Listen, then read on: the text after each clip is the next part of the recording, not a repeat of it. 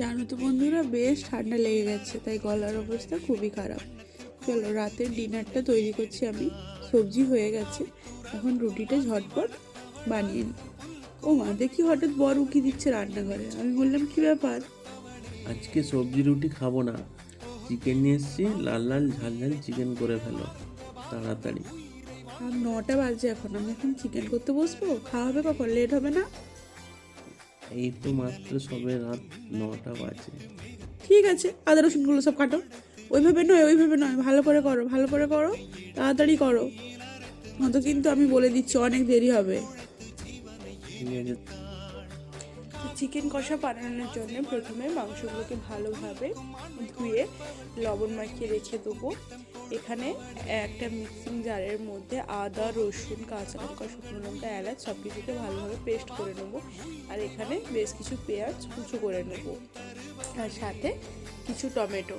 সব কিছু মশলা মোটামুটি রেডি হয়ে গেলে এর সাথে আলু কয়েকটা কেটে নেব। আলু কাটা হয়ে গেলে গ্যাসে কড়াই বসিয়ে তাতে খানিকটা রিফাইন্ড অয়েল দেবো।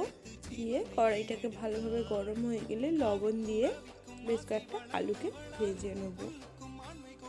আলুগুলো একটু মাংসের জন্য আমি বড় বড় ডুমো ডুমো করেই কেটেছি। আচ্ছা, আলু ভাজা হয়ে গেলে ওই তেলে খানিকটা তেল বেঁচে থাকছিল, তো ওর মধ্যেই আমি বেশ খানিকটা সর্ষের তেল দেবো আরও। তারপরে আমি পেঁয়াজ, টমেটো, হলুদ দিয়ে পরিমাণ মতো লবণ দিয়ে একে একে ভাজতে থাকবো। প্রায় অর্ধেক মতো ভাজা হয়ে গেলে পেঁয়াজ টমেটোটা, এর মধ্যে আমি আদা রসুনের পেস্ট যেটা করে রেখেছিলাম সেটা দিয়ে দেবো। মশলাকে প্রায় 10 মিনিট মতো ভালোভাবে কষিয়ে নেবো, তেল না ছাড়া পর্যন্ত। যখন দেখবো মশলা থেকে তেল ছাড়তে শুরু হয়ে গেছে, তখন বুঝে নিতে হবে মশলা রেডি। আচ্ছা, এই পর্যায়ে আমি চিকেন কারি মশলা 1 চা চামচ দেবো। মশলা থেকে তেল ছেড়ে গেলে মশলা কিন্তু তরকারির জন্য একেবারে রেডি।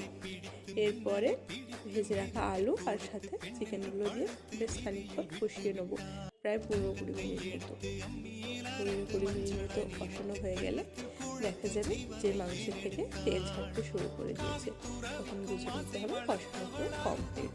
ব্যাস পরিমাণ মতো জল দিয়ে 5 মিনিট ফুটিয়ে নিলেই কিন্তু আমাদের লাল লাল ঝাল ঝাল চিকেন কষা খাওয়ার জন্য একেবারে রেডি।